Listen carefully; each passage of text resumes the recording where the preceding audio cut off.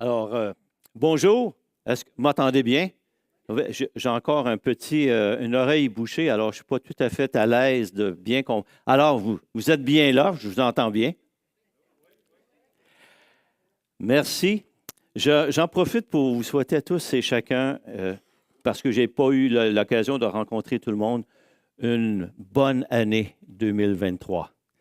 Elle va être selon ce que Dieu va déterminer pour chacun d'entre nous. On peut se souhaiter toutes sortes de souhaits, mais ce qu'il arrive, c'est qu'à chaque jour, c'est Dieu qui va faire en sorte que ça va être une bonne année. Et en fait, c'est toujours, avec le Seigneur, une bonne année. Et c'est ce que je peux vous transmettre à vous ici, puis également aux gens qui sont on appelle ça en streaming, je crois, c'est bien ça? Non, en diffusion. En diffusion. Et donc, évidemment, aujourd'hui, c'est le 1er janvier. Je ne vous apprends rien, là. Et quand on parle, je ne parlerai pas de résolution ce matin, et je ne parlerai pas non plus de promesses, parce que généralement, ça dure à peu près un mois. En général. Très souvent, peut-être. Mais ce matin, je vais peut-être commencer avec le mot premier, vu qu'on est le 1er du mois. Premier. Et vous savez que c'est un mot qu'on aime beaucoup. Les hommes aiment le mot premier. Surtout le mot « je suis premier ». Ça vous arrive, ça? On aime ça, être le premier. Il y a des enfants parmi nous. Est-ce que c'est vrai que vous aimez ça, être le premier à avoir votre dessert? À être le premier à être servi. Il lève la main, c'est exactement. Et puis, je pense que les adultes, vous pourriez dire exactement la même chose. Être le premier de la classe, c'est pas extraordinaire, ça? Hein? Le premier à déballer son cadeau. Hein? Hey! Le premier à aller chercher le dessert, ou d'être premier servi. Mais en général, les êtres humains, ils veulent être premiers. Et pourquoi? Parce que ça met en valeur une personne. Nous-mêmes. Mais finalement, vous savez que sur cette terre, dans tout l'univers, il n'y a qu'un seul premier. Quand on relit la parole de Dieu et qu'on regarde les 3 premiers mots au niveau de la Genèse, c'est marqué « Au commencement, Dieu ». C'est bien ça, les 3 premiers mots? Donc, le premier, c'est Dieu. Il y a juste Dieu qui est vraiment le premier. Tout ce qui est en dehors de lui est deuxième. Nous sommes tous des deuxièmes. Mais il est le premier. Il est celui qui a créé. Il est celui qui initie. Il est celui qui parle. C'est le premier qui a parlé. C'est le premier qui entend, le premier qui agit, le premier qui délivre, le premier qui juge. Êtes-vous d'accord? Oui, c'est Dieu qui est le premier. Et dans toute l'histoire de l'humanité, que finalement on peut appeler l'histoire de Dieu, de l'éternité passée jusqu'à l'éternité future, de la Genèse jusqu'à l'Apocalypse, toute cette histoire qui est l'histoire de Dieu avec un grand H, dans cette histoire-là, Dieu est le premier. C'est lui qui détermine. Et on dit, et dans cette histoire, si on regarde comment que ça s'est fait, c'est que Dieu a créé l'homme et la femme pour être en relation avec lui, une relation parfaite et harmonieuse. L'homme a désobéi, il a brisé cette relation, et Dieu, dans sa justice, le condamne. Mais dans sa grâce, il planifie un plan de sauvetage, de salut pour l'homme. Puis pour ce faire, il fait une alliance avec Abraham et qui lui fait la promesse qu'il va y avoir une descendance, un pays, un héritage, puis une bénédiction. Il va être la bénédiction pour toutes les nations de la terre. Et dans sa souveraineté, Dieu fait en sorte que sa descendance, celle d'Abraham, se retrouve à un moment donné en Égypte, esclave. Puis Dieu qui est fidèle à ses promesses, il va délivrer ce peuple-là et il va le conduire au désert et il va faire une alliance avec ce peuple. C'est ce que ce matin, on va voir, on va regarder ensemble. Cette alliance. Et cette alliance, elle met en évidence qu'il est le premier. Et ce matin, on va regarder ce qu'on appelle les 10 paroles de Dieu. Ce qu'on appelle souvent les 10 commandements. Mais finalement, ce sont des paroles de Dieu. Et avant de pouvoir les regarder ensemble, on va prier. Alors Seigneur, quelle joie de pouvoir encore une fois sonder ta parole et être à l'écoute de ce que tu nous enseignes au travers de celle-ci. Seigneur, fais en sorte que ce que nous allons entendre vienne faire cette œuvre si grande et si merveilleuse dans nos propres vies, parce que c'est ta parole. Et c'est celle-là, Seigneur, qu'on veut retenir, qu'on veut mettre en application dans nos propres vies. Béni sois-tu, Seigneur, au travers de celle-ci, parce que c'est toi, Seigneur, ce matin, que l'on veut entendre et qu'on veut puiser à cette source merveilleuse que tu es au travers de ta parole. Gloire à ton nom. Amen. Alors, dans le désert, Dieu, un jour, sur cette montagne, dans le Sinaï, et il l'a fait avec un fracas, il y avait des tremblements, un tremblement de terre, de la puissance. Et Dieu a parlé. Et la première parole, le texte nous dit, si on va dans Exode au chapitre 20, à partir du verset 1, le texte nous dit, « Alors Dieu prononça toutes ces paroles en disant, « Je suis l'Éternel, ton Dieu, qui t'ai fait sortir du pays d'Égypte, de la maison de servitude. » C'est dans l'histoire du peuple d'Israël, c'est la première fois que Dieu s'adresse directement au peuple. Et il le fait du haut de la montagne, dans la fumée. C'était puissant, il y avait du tonnerre, des éclats. Le peuple avait peur. Dieu parle. Et c'est une parole qui était puissante et qui leur dit, « Je suis l'Éternel, ton Dieu, qui t'ai fait sortir du pays d'Égypte, de la maison de servitude. » C'est un Dieu qui parle, qui s'adresse à eux. C'est un Dieu qui agit. C'est un Dieu qui est puissant. Il est en train de leur dire, il est un Dieu qui délivre, un Dieu qui sauve. Ils étaient dans l'esclavage. Et Dieu qui est fidèle à sa promesse, il les délivre. C'est lui qui initie cette alliance qui va s'établir avec le peuple. D'ailleurs, pourquoi? Parce que Dieu, il est le premier en tout. Dans cette phrase, quand il dit « Je suis l'Éternel, je suis celui qui est », il est tout. Il est le premier. Et c'est dans ce sens-là qu'il se présente, il se révèle à son peuple dans cette première parole. Et il continue en disant, « Tu n'auras pas d'autre Dieu devant ma face. » Oh! Remarquons qu'il utilise la deuxième personne du singulier, « tu ». Il s'adresse à un peuple, le peuple qui était là, mais il s'adresse en « tu ». « Tu n'auras pas d'autre Dieu devant ma face. » C'est une adresse qui est personnelle, qui touche chacune des personnes qui ont écouté et qui ont entendu cette parole. Et parce qu'il y a cette promesse au travers le peuple d'Israël, que toutes les nations vont être bénies au travers lui, cette parole s'adresse également à nous. Tu n'auras pas d'autre Dieu devant ma face. Il est en train d'établir une alliance. Et dans cette alliance, une alliance, c'est une relation qui est établie au moins entre deux personnes, mais avec des contraintes et avec des accords mutuels. Quels sont ceux qui ont déjà assisté à un mariage?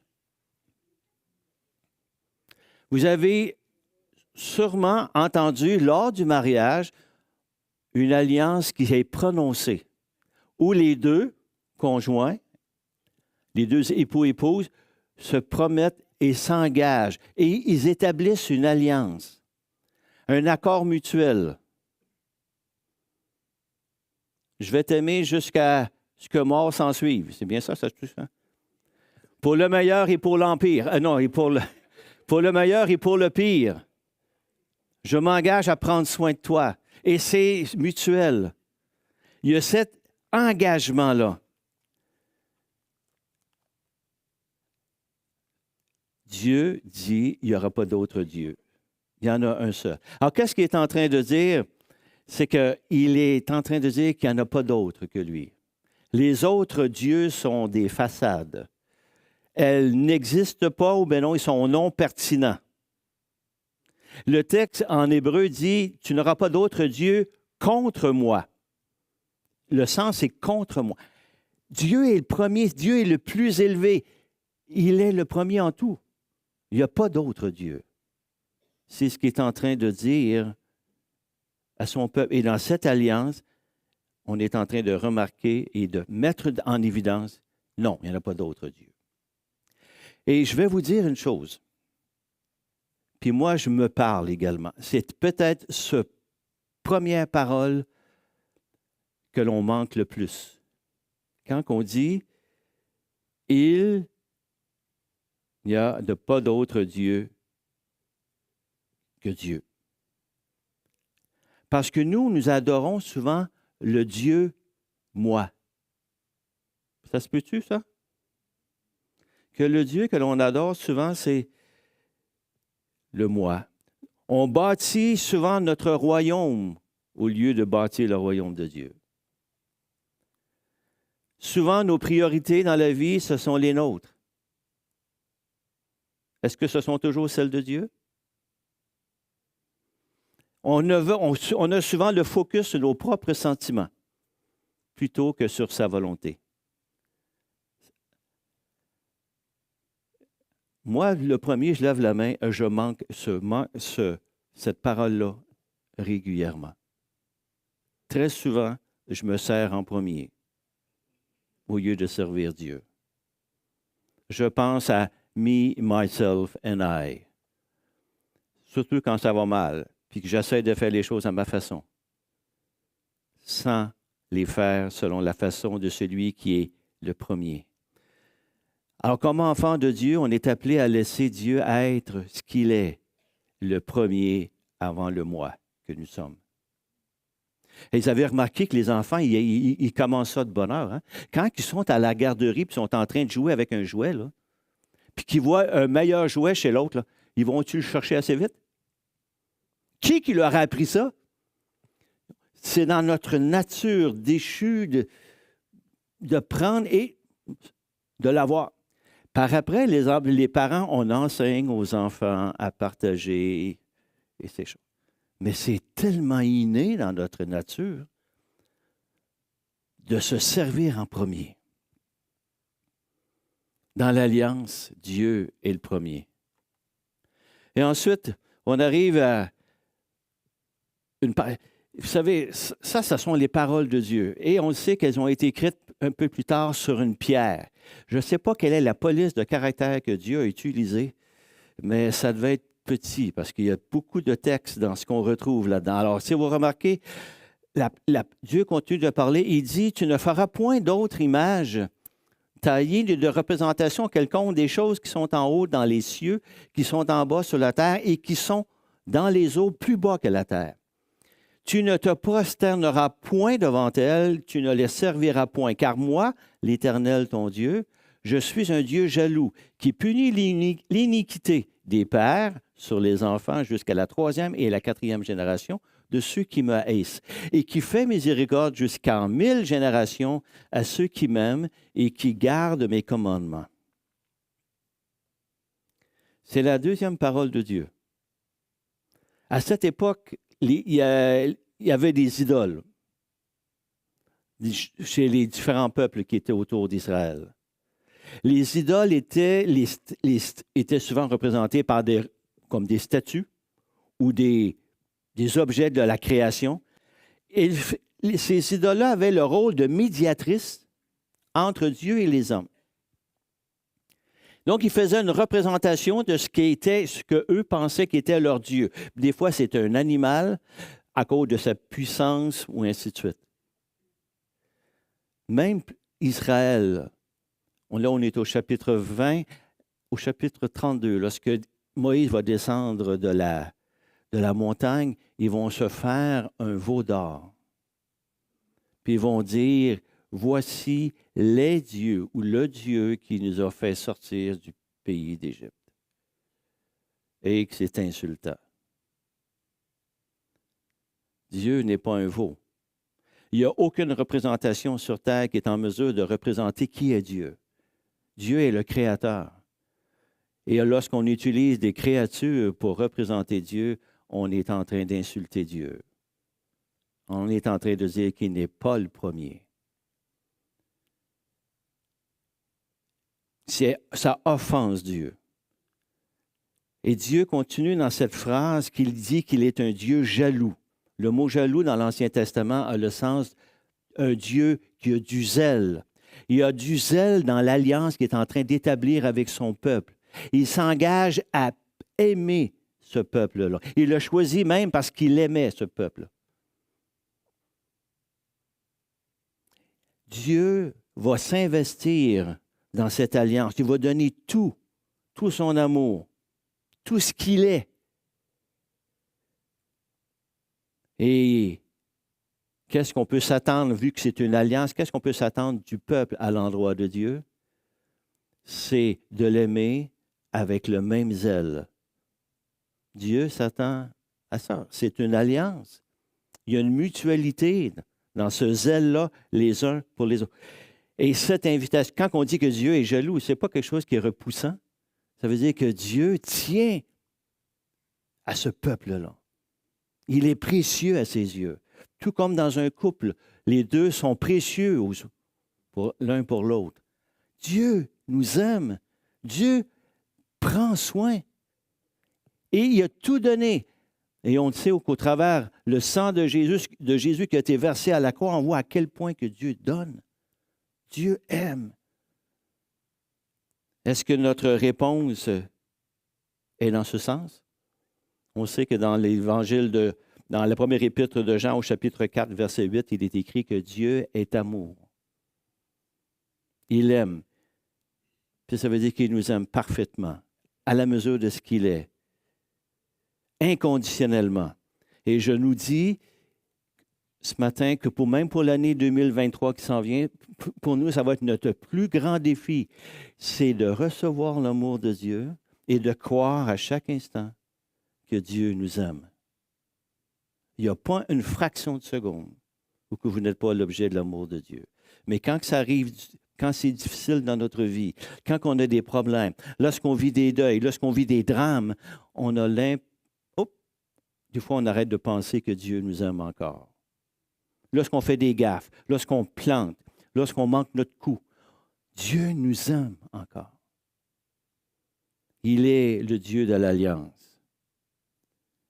Et c'est merveilleux de savoir que Dieu n'arrête pas de nous aimer, même si moi, dans ma marche avec lui, je manque mon coup.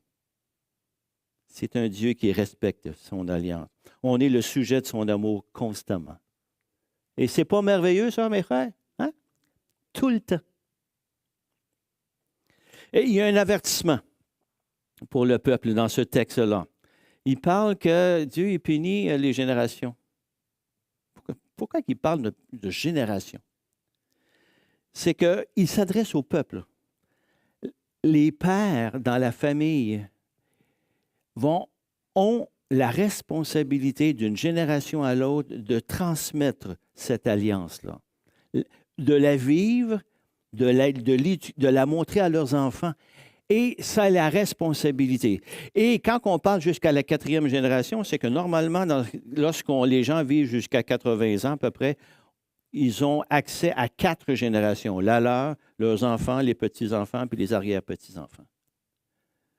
Alors, si le père ne marche pas dans l'alliance, ne voit pas Dieu tel qu'il est, ne considère pas Dieu, n'est pas un adorateur de Dieu, ça va avoir un effet sur 4 générations.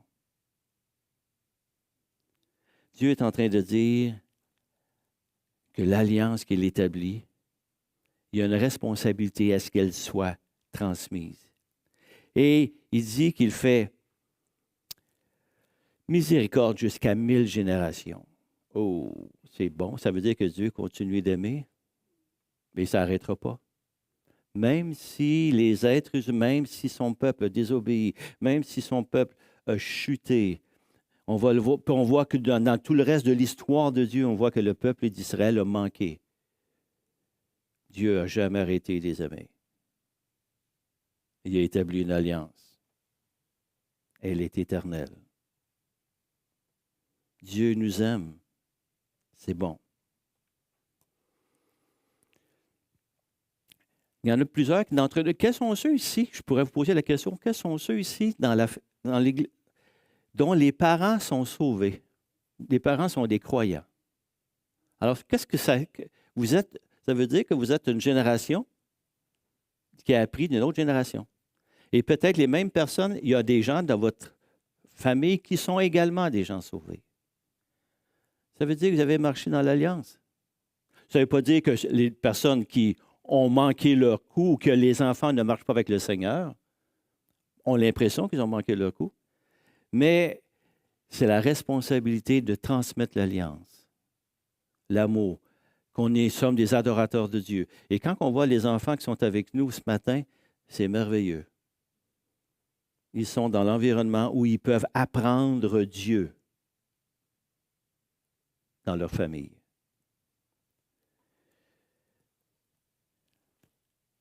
Parole suivante que Dieu dit.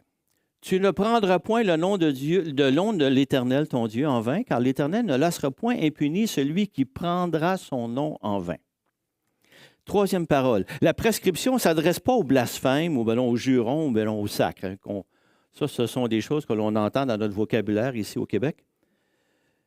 C'est plus profond que ça. C'est d'abuser le nom de Dieu en ne l'utilisant pas selon ce qu'il est, en n'utilisant pas le nom de Dieu avec droiture. Lorsqu'on appelle Dieu le gars d'en haut, là, on n'utilise pas le nom de Dieu avec droiture. Et même nous, dans nos propres vies, comme enfants de Dieu, ça nous arrive tellement souvent de prier et de dire « Seigneur ». Puis on ne respecte pas ce qu'il fait, ce qu'il nous demande. Ou bien on désobéit à la parole de Dieu, mais j'ai prié en disant « Seigneur ».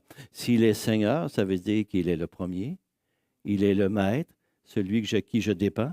Alors quand je l'appelle Seigneur puis que je n'obéis pas, je suis peut-être pas en train d'honorer son nom. Je ne veux pas qu'on se sente coupable ce matin. Là. On manque tous. Moi-même, le premier. Une chance que Dieu continue de m'aimer. Hein? Wow! Parce que Dieu continue de nous aimer, malgré qu'on l'on désobéit, malgré qu'on est tout croche très souvent. Ah, que c'est bon de savoir que Dieu n'arrête pas de nous aimer.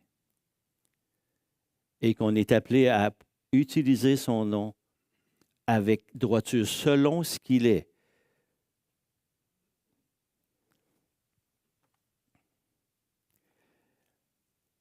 Quatrième parole qui est assez longue en écriture. Moi, comme je disais tantôt, j'espère que la police de caractère que Dieu a utilisée devait être assez équate parce qu'il y a beaucoup de matériel. Le texte nous dit « Souviens-toi du jour du repos pour le sanctifier.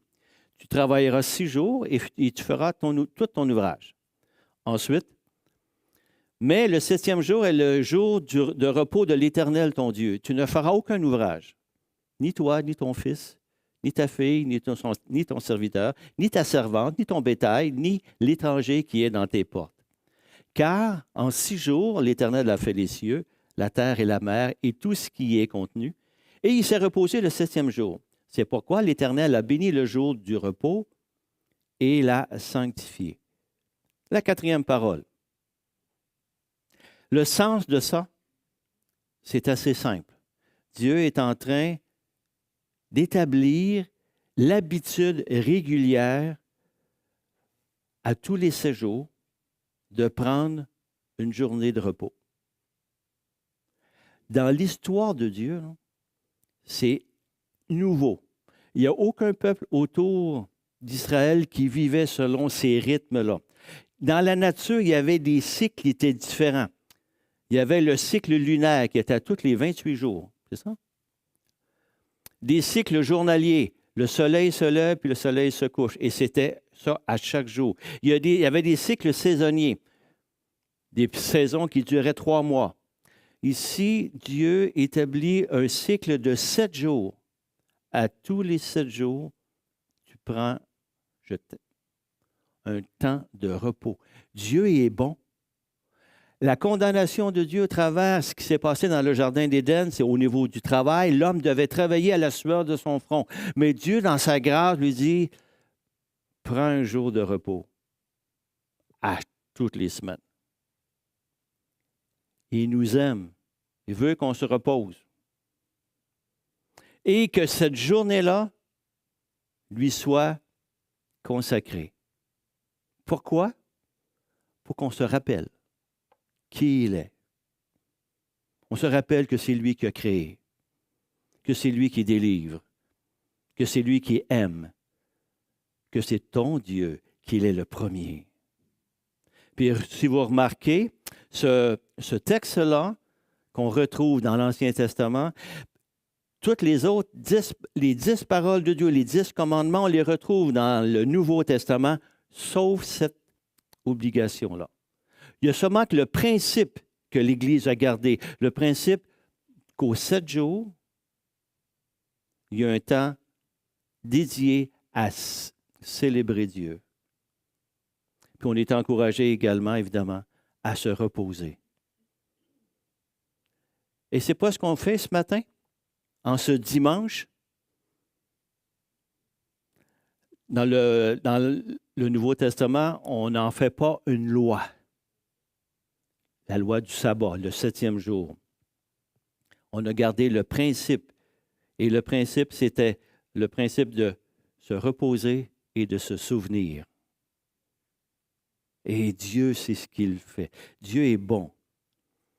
Dieu, il nous aime. Et actuellement, on vient de passer les 4 premières paroles et ces 4 paroles-là de l'Alliance, elles sont centrées sur la relation entre Dieu et son peuple, entre Dieu et l'homme. Je suis le seul Dieu. Il n'y a pas d'autre Dieu devant ma face. Ne prononce pas mon nom en vain. Et repose-toi et prends une journée pour célébrer mon nom. Et c'est toutes ces paroles-là, ces 4 paroles-là, Jésus les a résumées en une phrase lorsqu'on lui a demandé quel est le plus grand commandement. Qu'est-ce qu'il a dit? Qu'est-ce qu'il a répondu? Aime ton Dieu de tout ton cœur, de toute ton âme, de toute ta force. Les 4 premières paroles de Dieu dans l'Alliance peuvent se résumer en aime ton Dieu. C'est bon? Vous êtes toujours là en train de me suivre? Oui, c'est bon? On regarde les 6 autres. Honore ton père et ta mère afin que tes jours se prolongent dans le pays que l'Éternel, ton Dieu, te donne. Cette 5e parole. Les familles font partie du plan de Dieu. Dieu donne instruction d'honorer les parents. Qu'est-ce que ça veut dire? Ça s'adresse aux familles, en l'endroit des parents. Honorer veut dire attacher de l'importance à, considérer avec un grand respect, accorder une grande importance. C'est dans le sens du mot honorer. Pourquoi? Parce que dans la famille, les enfants, lorsqu'ils voient leurs parents, les parents représentent, parce qu'ils vont être initiés, les enfants, ils représentent ce qu'est Dieu. Dieu qui est le premier, Dieu qui est l'autorité, Dieu qui prend soin, Dieu qui pourvoit. Il le voit au travers ce que sont ses parents. Donc, en apprenant à honorer les parents, ils sont dans l'initiation à apprendre à honorer Dieu. L'enfant va apprendre Dieu dans sa famille. C'est le plan de Dieu pour son peuple. Et lorsqu'on a ici l'école du dimanche, on est dans le plan de Dieu. Lorsqu'on fait un culte familial à la maison, on est dans le plan de Dieu. Lorsqu'on prie pour nos enfants, on est dans le plan de Dieu. Tantôt, il y a des gens qui ont levé la main comme quoi que leurs parents étaient des croyants, mais gloire à Dieu. Vous avez reproduit Dieu dans la famille. Mais par contre, il y a des gens qui pourraient me dire, ben écoute, moi, Normand, là, mes parents, là, c'est beau les honorer, mais ils ont été absents. Ils ont été méchants. Ils m'ont abandonné. Ça a été très difficile. Ils ont abusé même, peut-être. Qu'est-ce qu'on fait? Mais Dieu nous a laissés, comme enfants de Dieu, nous émerveiller par le pardon qu'on a reçu. Nous-mêmes, nous sommes des gens pardonnés, comme enfants de Dieu. On est appelés à pardonner, par la force de Dieu, par la puissance de l'Esprit qui est en nous, de pouvoir pardonner. Et Dieu, merci qu'il nous a donné le pardon, qu'on peut communiquer à d'autres personnes. Rapidement, les dernières paroles, si on les remarque, je les place toutes sur la même. Les 4 paroles suivantes, donc la 6e, 7e, 8e et 9e. Tu ne tueras point, tu ne commettras point d'adultère, tu ne déroberas point, tu ne porteras point de faux témoignages contre ton prochain. Ce sont tous des prescriptions qui concernent nos relations avec les autres. Qu'est-ce que Dieu est en train de dire au peuple, aux humains? C'est que la vie humaine, elle est sacrée. Que le mariage est une institution sacrée. Que la propriété d'autrui, elle doit être respectée.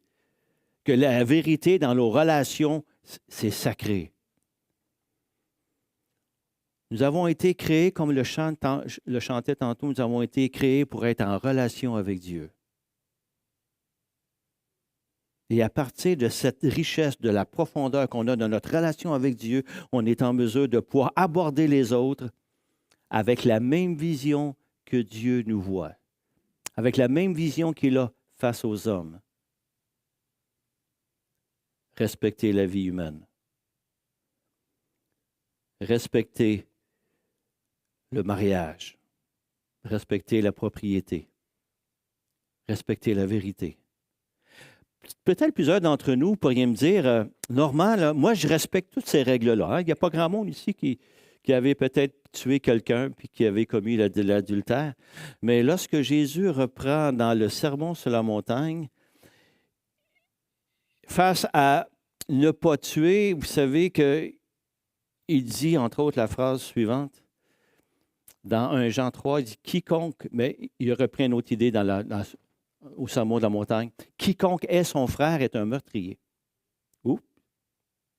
Et vous savez qu'aucun meurtrier n'a la vie éternelle demeurant en lui. Lorsqu'on est en colère, lorsqu'on a de la haine contre quelqu'un, on est aussi responsable que si on l'avait mis à mort. On est en train de le mettre à mort dans notre cœur. Jésus, lorsqu'il dit, seulement que dire à ton frère, Raka, stupide. Dieu dit, c'est écrit, ne tuez pas. Puis lui, Jésus dit, dans le Sermon sur la montagne, mais quand vous dites ça, vous faites la même chose. Et pas d'adultère. Selon la vision de Jésus, une convoitise seulement des yeux, même si tu ne passes pas à l'acte envers une autre personne, autre que ton époux et ton épouse, une convoitise est considérée comme un manquement.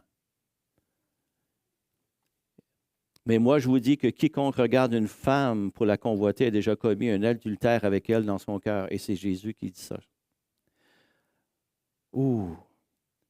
Est-ce que ça arrive de manquer? Ça nous arrive de manquer.